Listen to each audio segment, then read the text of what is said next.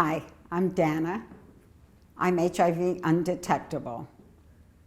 How I got to that place is a little bit of a long story.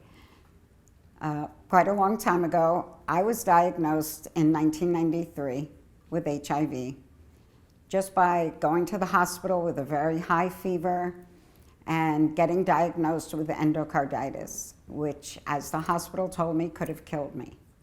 I was an IV drug user, and heroin was my drug of choice. And it turns out that a shared needle one night was how HIV was transmitted to me. And I remember thinking in the hospital that I was so ill and I didn't know what it was. And when they said, "We think you have HIV," I really didn't know a lot of what they were talking about. So I consented to the test, because back then we had to consent to testing. And I took the test, but those results don't come back for a long time. So I spent a couple of months in the hospital, and finally when I left the hospital, without much follow-up, nobody really knew how to help me, nobody referred me for treatment. So I went back out, and they did this thing called the finger wag that I talk about. They said, "Stop doing what you're doing or you're gonna die." But nobody told me how. So I kept doing what I did. I ended up back in the hospital again with the same infection in my heart from injecting too many drugs. And my results were there waiting for me. And when they delivered my results, at that point, I had an AIDS diagnosis. And they said, "You've got to stop doing what you're doing or you're going to die." And then they let me out of the hospital one more time. And eventually, through the course of other things happening in my life and the criminal justice system, I found treatment through being encouraged by a judge who actually saved my life.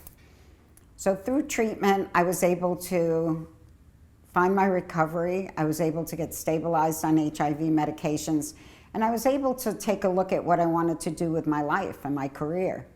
And I said, you know, I lived through these times for a reason. I want to do this work. I want to share my experience with someone else to hopefully educate somebody so they don't end up in the same position I was in. Or at least if they did, they had someone to come and talk to.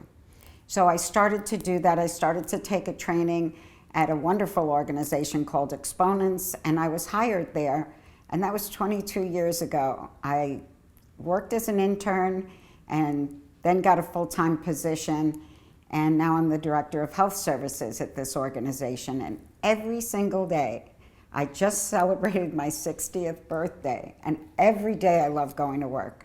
And I know so many people who are just tired of the daily grind.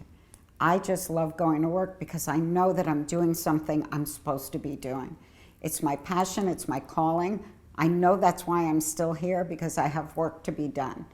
And I'm trying to do that work every day by just sharing my life experiences, sharing my knowledge and my education, hoping to educate and stop the stigma of HIV so we can get more people tested, more people treated, more people undetectable so we don't transmit HIV. And this is still my joy and my purpose, and I know I have more to do. And I think with the course of this campaign with HIV Stops With Me gives me that platform to reach many more of you and just have myself available to you. And if you want to talk to me, you could talk to me. If you want to write to the campaign, there are many of us who are willing to help.